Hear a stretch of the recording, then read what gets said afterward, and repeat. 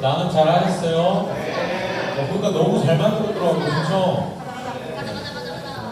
너무 감사하고 우리 오늘 같이 이제 말씀을 좀 보도록 하겠습니다. 우리 시편 131편 볼게요. 131편 1절에서 3절의 말씀입니다.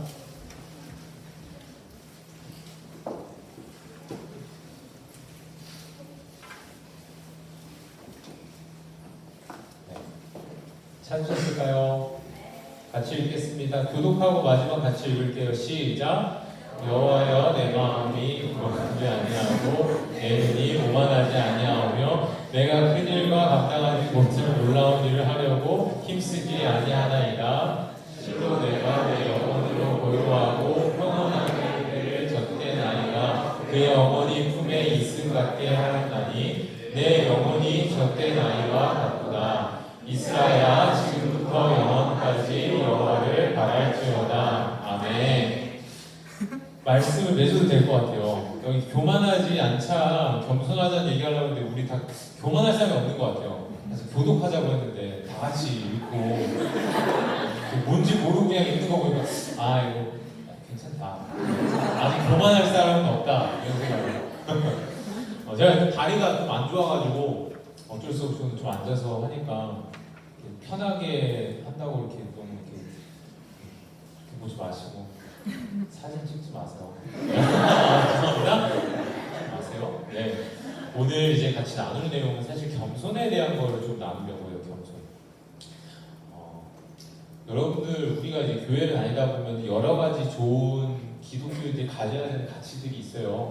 첫 번째는 사랑이 있겠죠. 우리가 서로 사랑해야 되고 사랑을 가지고 하나님 우리를 사랑하신 것처럼 우리도 우리 이웃을 사랑해야 된다는 것이 있는데 동시에 또 필요한 게 뭐냐면 우리는 겸손해야 되는 사람들이에요. 겸손. 여러분은 제가 물어볼게요. 겸손하신 분이에요? 교만하신 분들이에요? 진짜 교만해요?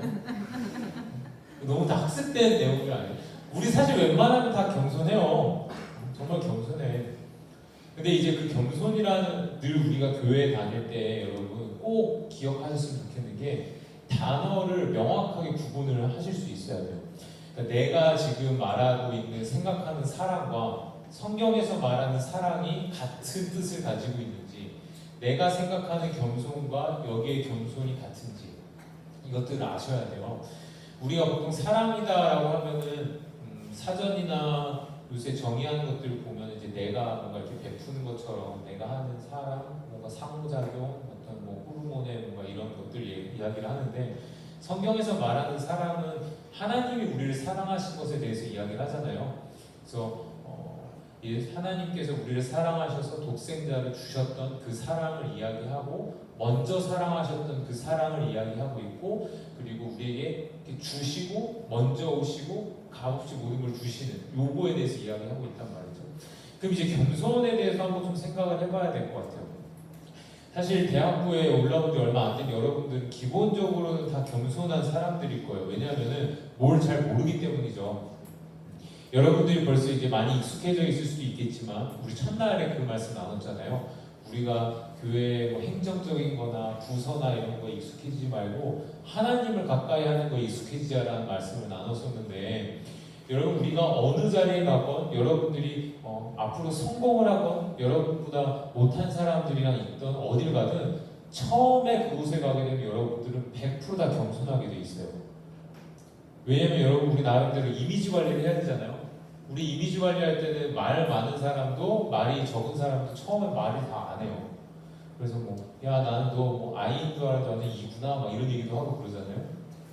그러니까 우리는 처음에 가면은 기본적으로 다 말을 적게 하고 많이 경청을 하려고 하고 그러다 보니 그것이 겸손의 모습을 보여준다는 거예요.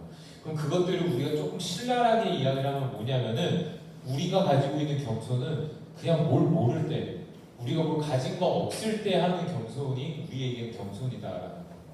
근데 여기에 보시면은 131편 대표적으로 다윗에 대한 시편이고 겸손에 대한 이야기를 하고 있어요. 다윗이 여기 보면 이렇게 써있네요. 다윗의 시 성전에 오르며 부르는 노래. 다윗이 왕이 되고 난 다음에 성전에 올라갈 때마다 이제 불렀던 노래 중에 하나겠죠. 근데 여기서 이렇게 얘기해요. 내 마음이, 내 영혼이 교만하지 아니하고 내 눈이 오만하지 아니하오며 내가 큰 일과 감당하지 못할 놀라운 일을 하려고 힘쓰지 아니하나이다 라고 되어 있어요. 우리가 앞으로 나아간다는 거, 여러분들이 스타트업을 하게 되시든 앞으로 무슨 일을 하게 되시든 내가 할 수 있는 것보다 더 놀라운 일을 하고 싶은 게 우리의 본성이잖아요. 그게 우리 인간이 가지고 있는 기본적인 개척 정신이라든지 여러 가지 마음들인데, 그것들이랑 상관없이 여기서는 왕인데 다윗이 하는 말이 뭐냐면, 제가 교만하지 않겠습니다. 제 눈이 높지 않겠습니다. 제가 너무 큰 일이나 벅찬 일들을 행하지 않습니다 라고 이야기를 하고 있다는 거예요. 만약에 이 똑같은 이 시편의 이 노래를 세상의 왕들이, 예를 들어서 우리가 지금 정치적 이념이랑 상관없이 대통령이 취임하면서 이런 얘기를 한다고 생각해 보세요. 대통령 취임하는데, 국민 여러분, 우리는 큰 일을 그렇게 하진 않겠습니다. 우리에게 벅찬 일을 하지 않겠습니다. 뭐 이런 얘기를 한다고 하면은, 저 왕이 도대체 비전이 있는 것일까? 저 대통령이 도대체 제대로 된 사람일까? 이런 생각을 하게 된다고요. 우리 기본적으로 내가 할 수 있는 것보다 더 뻥튀기해서 이야기하는 것도 우리의 본능이잖아요.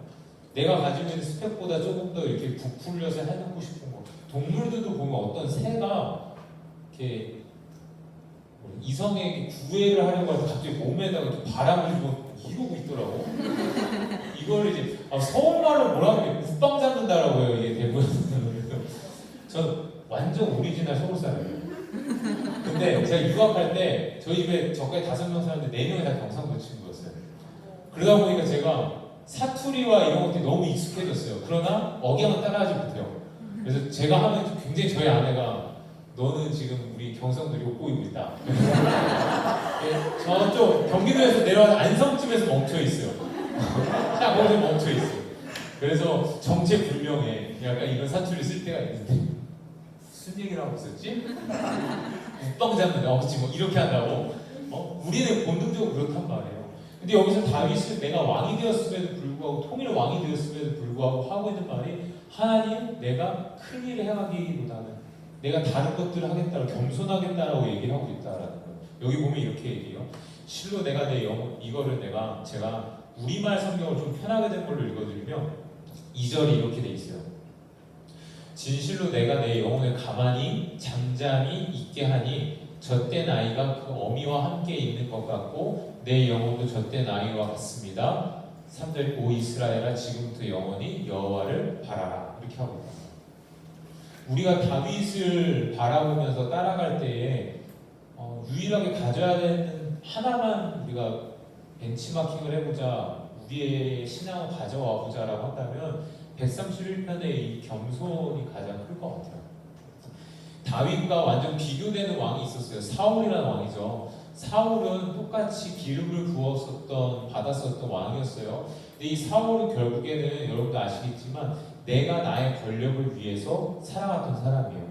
문제가 생겼을 때에, 다윗과 무슨 문제가 생기고 전쟁에 나갈 때에 하나님의 뜻을 구하기보다는 나의 방법대로 나갔던 사람들이에요. 그러면 이렇게 볼 수 있을 거예요. 다윗은 그의 삶 가운데 굉장한 고난이 있었음에도 불구하고 하나님의 방법대로 살려고 노력했던 사람이에요. 하나님의 방법으로 살아가다 실패했던 사람이에요. 하나님의 방법으로 살아가다가 온갖 고초를 당했었던 사람이고, 사울은 하나님께 부르심 받고 기름을 받아가지고 왕이 되었지만 처음에는 잘하는 것 같았지만 점점 나의 생각대로 살아갔던 사람이에요. 나의 방법대로 살아갔었고, 나의 삶 가운데 하나님을 그냥 불러서 초청하기만 했다. 그러니까 그 초청이라는 게 이런 거죠. 그냥 하나님을 이용했다라고 표현하면 딱 맞을 것 같아요. 전쟁을 나가기 전에 난 승리해야 되는데 그래도 하나님께 제사를 드리고 올라가면 승리할 수 있으니까 내가 하나님이 지금 불러주신 제사장이 없더라도 다른 사람을 통해서 내가 직접 제사를 하고 가야겠다. 행태적인 건 다 한 거예요. 사울이 전쟁 나갈 때 하나님께 기도 안 했을까요? 했어요. 제사 드렸을까요? 제사 드렸어요. 그가 하나님께 올려드린 제사물 개수로 빠뜨렸을까요? 하나도 안 빠뜨렸을 거예요. 다 했어요. 구조적인 건 다 한 사람이에요. 근데 그는 무엇을 안 했냐면 마음을 다하는 걸 안 했었어요. 신명기에 보면은 첫 번째가 이거야. 너는 마음을 다하라라고 표현되어 있어요. 여기 보면 여호와여 내 마음이 교만하지 아니하고라고 되어 있어요. 교만하지 않는다는 것은 내 마음을 하나님께 다하는 모습이 교만하지 않는 거예요. 내 마음을 다한다라는 것은 나의 생각에 이 머릿속에 내 생각보다는 하나님의 마음을 생각을 먼저 담겠다라고 표현하는 거예요. 제가 지금 안경을 쓰고 왔는데 저는 시력이 좋은 편이에요. 근데 난시가 되게 심해요. 그래서 컨디션이 안 좋거나 막 그러면 더 이렇게 눈이 흐린데 이런 거죠. 제가 지금 이렇게 봐도 다 볼 수 있어요. 제가 이걸 지금 벗고 여러분을 봐도 다 보일 거예요. 근데 제가 이것을 벗고 보면은 흐릿해서 결국엔 안경을 써야 돼요. 그렇죠? 여러분들이 세상을 살아갈 때 하나님이랑 없이 살아간다는 건 뭐냐면 안경이 없이 살아가는 것과 마찬가지예요. 여러분의 시야, 여러분의 눈이 좋을 수도 있겠죠. 여러분의 눈이 좋을 수도 있고 초점도 좋을 수도 있고 다 좋을 거예요. 그러나 그냥 내 입으로 살아가느냐, 똑같은 걸 내가 하루 종일 보고 살아가고 똑같은 음식을 먹고 내가 똑같이 커피를 시켜서 먹더라도 내 모든 것을 할 때 하나님이라는 안경을 끼고 나서 내가 바라보고 살아가느냐는 천지 차이가 있다라는 것이죠. 너의 마음을 다하라라는 것은 신명기에도 너의 하나님 잊지 말라고 하고 있단 말이에요. 겸손이라는 것은 하나님 제 입으로 할 수 있는 게 없기 때문에 저는 온전히 하나님이 없으면 완전 바보예요. 저 하나님 없으면 완전 바보 천치예요. 그래서 저는 음식 하나 먹을 때에도 선택을 할 때에도 하나님을 의지하지 않으면 저는 잘못될 수밖에 없어요라고 나의 부족함을 고백하며 나아간다라는 것이죠. 다윗은 그것들을 너무 잘 경험했던 사람이었어요.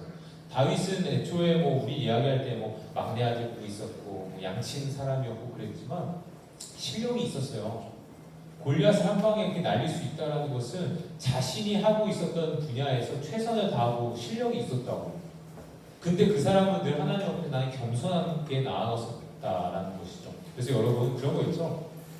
우리 교회에서 하는 게 나는 아무것도 아닙니다라고 이야기를 하면서 나가잖아요. 우리가 고백해야 될 것이 정말 그거예요. 의식적으로라도 해야 돼요. 우리가 의식적으로 하나님 나는 정말 아무것도 아닙니다라는 고백을 하면 내가 고백한 입술의 고백을 내 귀가 들어요. 그럼 내 영혼이 들어요. 그럼 그것이 나의 마음을 다시 새겨주게 돼요. 그럼 그게 나의 마음과 자세가 돼요. 그럼 하나님 앞에 나아갈 때 내가 이렇게 후광 잡고 나아가는 게 아니라 내가 하나님 앞에 나는 오늘도 부족합니다가 되는 거예요. 왜냐하면 제가 가끔 이런 얘기 하지만 제가 5분 후에 끝낼지 10분 후에 끝낼지 여러분 혹시 아세요? 저도 몰라요. 난 몰라. 나도 오늘 PhD 50분짜리 준비하고 지금 75분 하고 와가지고 나 또 죄인된 마음으로 또 왔단 말이에요. 여기서 지금 75분을 해야지 동일하게 살아가는 게 아닌가 있어요. 그래서 반드시 지켜내리라는 마음이 있는데 감당하지 못한 놀라운 일을 하려고 힘쓰지 않겠습니다.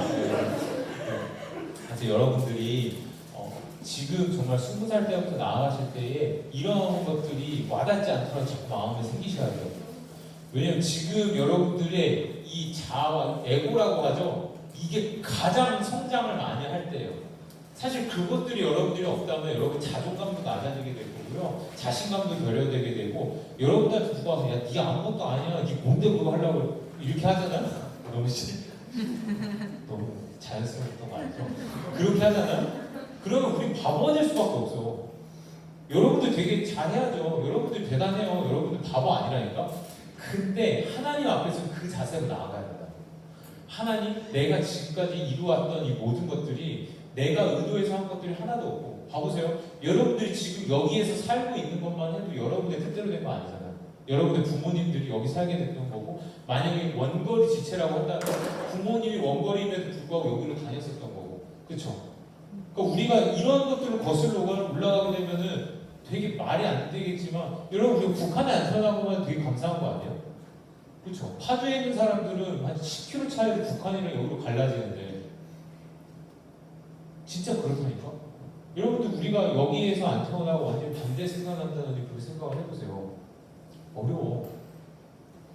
우리 가끔 우리도 미국에서 태어났으면 좋겠다 이런 생각 저도 많이 했거든요. 저 유학하고 난 다음에 바로 접었어요. 월세가 장난 아니에요. 300씩 나가요. 물론 버는 돈도 그 정도 되겠죠. 그러나 장난이 아니에요. 거기에 우리나라처럼 전세 개념이 없어요. 다 맨실레라고 해서 그 뭐라고 하죠? 월세로 나가요. 월세로. 저도 유학할 때 아끼고 살고 작은 집에서 살고 쉐어하고 살았지만 한 달에 그래도 유학 마칠 때까지 160만 원씩 집 세만 냈어요. 집 세만 160 내고 세금 따로 전기가 겁나 비싸요. 다 수입해 와가지고 유럽도 그래요. 비싸요. 그래서 제가 지금 한국 와서 너무 감사한 게 가스를 1년 내내 한 달 내내 풀어도 20만 원인가밖에 안 나오더라고요.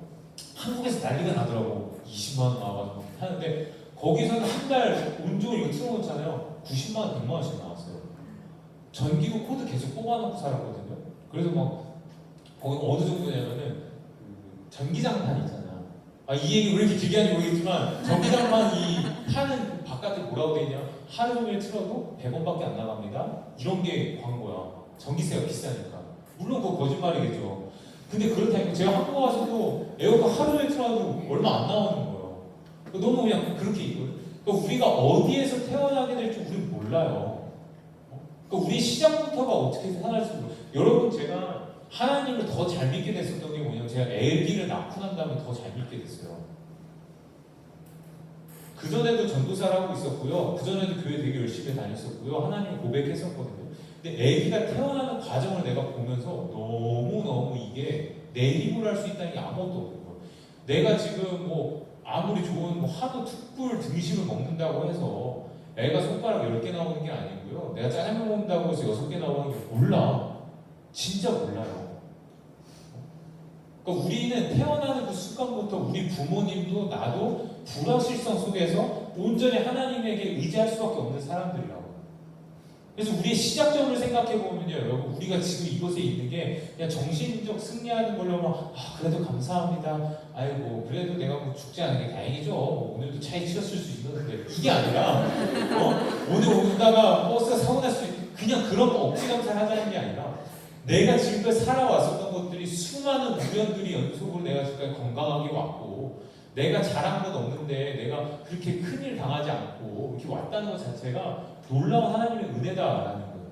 다윗의 입장에서도 동일한 거야. 내가 죽을 수밖에 없었던 상황들이 너무너무 많았었는데 사울이 날 죽이려고 했었고 평생 도망다니고 했었는데 내가 하나님 나에게 허락해 주셨던 그 공동체가 아둘람 공동체라고 해서 환난당한 자, 빚당한 자, 완전 바보들만 모여 있었던 거였는데 그 사람들 중에서 용사가 나오게 하시고 나를 돕는 손길로 채워주시니 감사합니다가 되는 거라고. 그러니까 여러분들이 나아가실 때 여러분에 있는 그 공동체가 어떠한들, 여러분이 있는 학교가 어떠한들, 그건 사실 둘째 문제예요. 여러분들이 하나님을 의지하고 나아가느냐 나아가지 않느냐가 가장 첫 번째라고.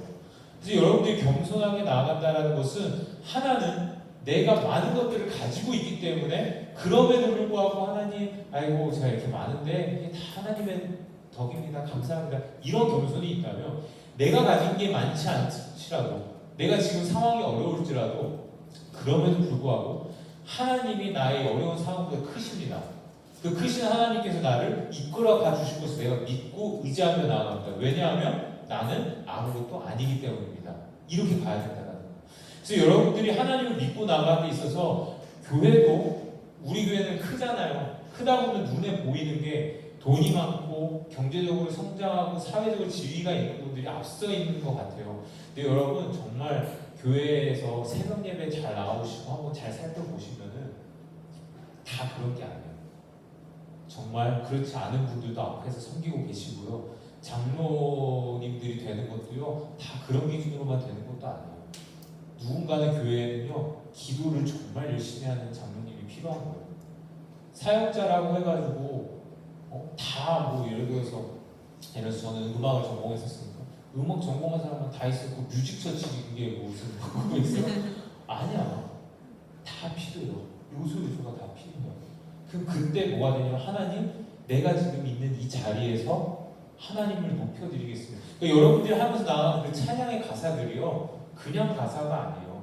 미래에 있을 나의 상황에 맞춰서 감사하는 게 아니라 부르신 곳에서 예배합니다. 내가 서 있는 이곳에서 높임을 받아 주시옵소서. 이런 게 얼마나 어려운지 몰라요.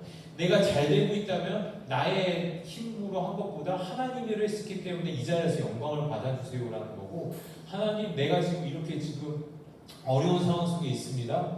그럼 하나님 여기서 영광 받으세요. 하나님 책임지세요. 하나님이 내 인생 도와주셔야 될 거 아닙니까? 이렇게 나가야 된다라는 거예요. 다윗은 그것을 다 경험했던 사람이에요. 왕이었었고요. 도망을 다녔기도 했던 사람이에요.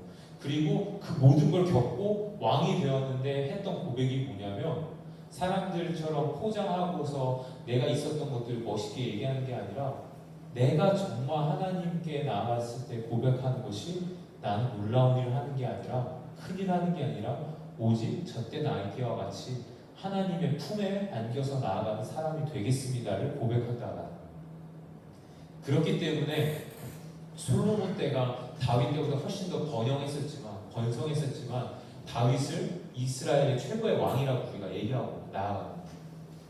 그래서 여러분 우리가 131편 1절은요 외울만 해요. 이거는 말씀 카드로도 많이 외우는 것들인데 여러분들이 지금 상황들이 아마 20살 때가 가장 그렇게 처해 있는 상황이 다양할 것 같아요.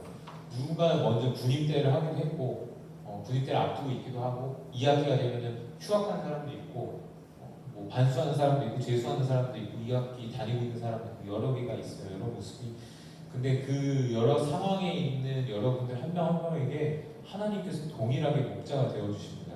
그래서 여러분들이 겸손하게 나아갈 때에 그 겸손이 다시 얘기하지만 전 아무것도 아니에요. 전 쭈그리고 이게 아니라 여러분이 있는 자리에서 어깨를 펴고 살지만 그럼에도 불구하고 내가 모든 것들을 하나님의 시선으로 바라보겠습니다. 나는 모든 공급을 하나님의 것으로 받겠습니다. 왜? 우리는 열매를 좋아하잖아요. 여러분 열매는 어디에 달려있어요? 나무에? 가지에 달려있어요. 우리가 열매를 하나님께 달라고 해서 열매만 있는 법이 없어요. 열매는 가지에 달려있어야 돼요.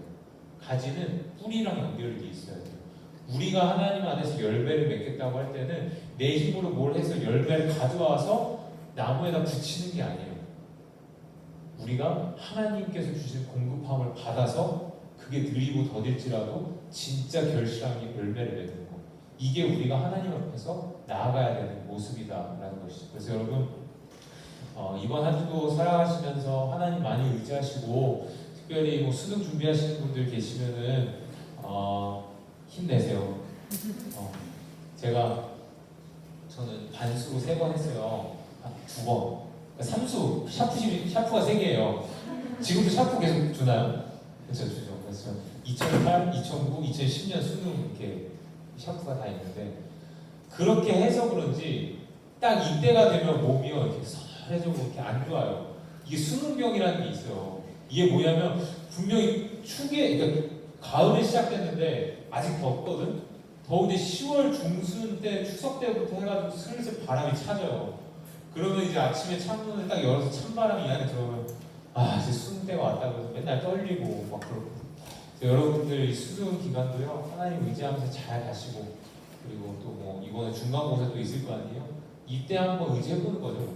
그래서 이렇게 한번 해주셨으면 좋겠어요. 그리고 하나 더는 그거예요.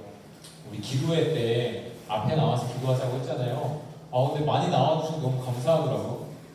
위에도 올라오고 밑에도 이렇게 있어요. 그래서 너무 감사한데 위에 방송이 모자라서 안 오는 거 같아서 제가 이번 달한테 방송 더 깔아달라고 했거든요. 그래서 안 오시면 제가 누워서 하는 수밖에 없어요. 방송을 다 써야 되니까. 그러니까 여러분들 누워서도 기도할 건데요.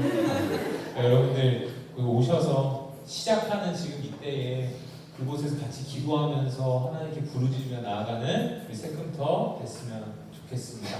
우리 같이 좀 기도를 해볼까요? 우리 이 시간 첫 번째로 기도할 때에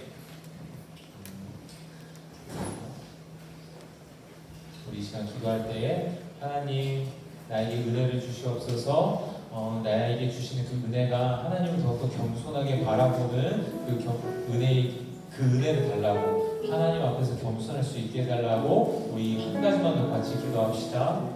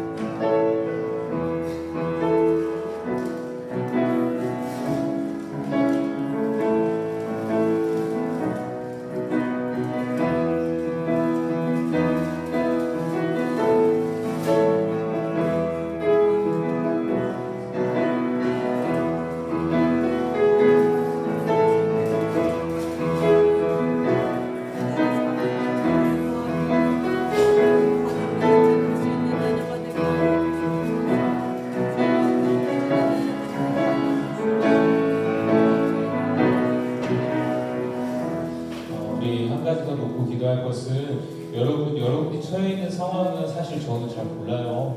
옆에 있는 사람도 모르고 여러분의 그 마음속에 있는 어려움들, 상황들을 우리는 알 수 없습니다. 그런데 우리 주님께서 여러분을 알고 계십니다. 주님께서 여러분의 이름을 알고 계시고 여러분의 마음에 찾아가셔서 나와 함께하자고 말씀을 해주실 것입니다. 이 시간에 한 번 더 기도할 때에 하나님 나의 마음 가운데 찾아와 주시옵소서. 찾아와 주셔서 내가 기쁠 때에도 어려울 때에도 슬플 때에도 밝을 때와 어두울 때 다 주님과 동행할 수 있게 도와주시옵소서. 그렇게 주님과 동행하는 주님의 어린 양이 되기 원하오니 주여 도와주시옵소서. 이것을 놓고 주여 한번 보여주시면 기도하며 나아갑니다. 주여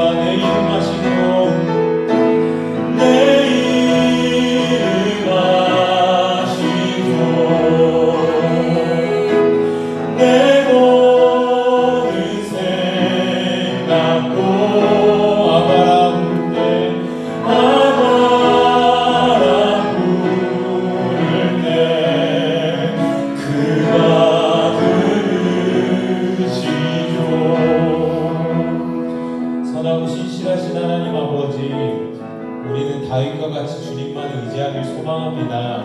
다윗과 같이 주님 앞에서 겸손하기 원합니다. 우리 평생에 오직 주님만을 바라보며 나아가게 도와주시옵소서. 우리가 풍부에 처할 수도 있고 비천에 처할 수도 있습니다.